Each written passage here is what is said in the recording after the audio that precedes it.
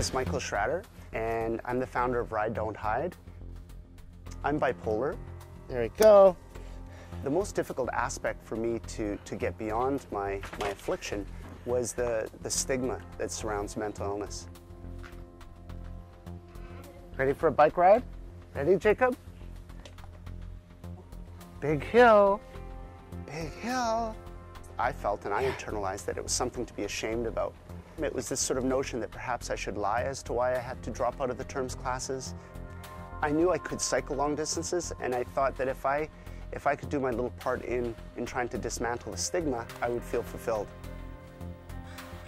Ridedonthide was a global endeavor in which I cycled for 16 months, the equatorial distance of 40,000 kilometers. People like Terry Fox and Rick Hansen were really inspirational to me. This message that you know, I might have a disability, but don't count me out. We know that roughly 1 in 5 Canadians is afflicted with a mental health challenge at any given time. So 1 in 5 implies about 400,000 Vancouverites. It implies about 7 million Canadians. So where are these 7 million stories?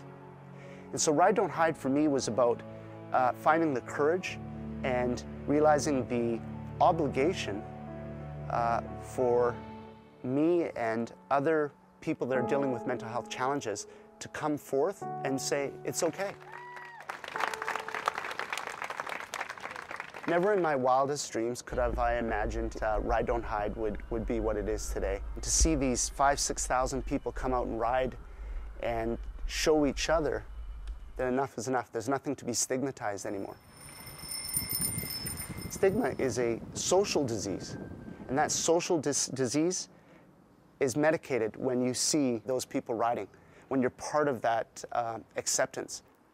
I can't tell you how many people say with such pain in their voice that it's the stigma that's more painful than the mental health challenge.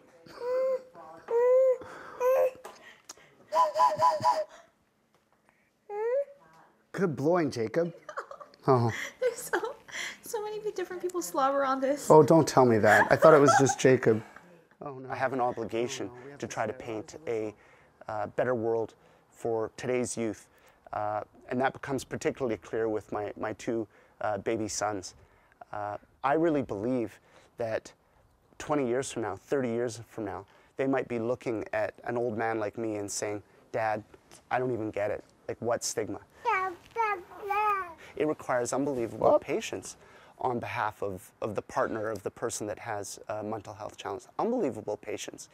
And Deborah has been beyond belief. Not just accepting of who I am, but allowing me to perhaps even flourish with who I am. And every once in a while when I'm smart and I'm wise, I remember that and I surprise her with some way of showing her how much I love her and some gesture that's over the top and unique to let her know that I'm grateful.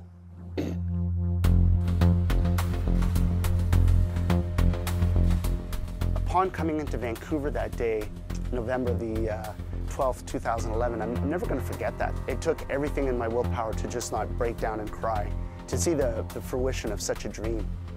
Usually when I take part in Ridedonthide, I wear sunglasses so that my emotion isn't so readily visible. I sure wish I could have some sunglasses now. There are 10 suicides a day in Canada. Suicide is the second largest killer of Canadian youth after car accidents. This is a travesty. It's a travesty that we're not doing more about it. And if Ridedonthide can be a small vehicle towards changing those dire outcomes, then I would have done well.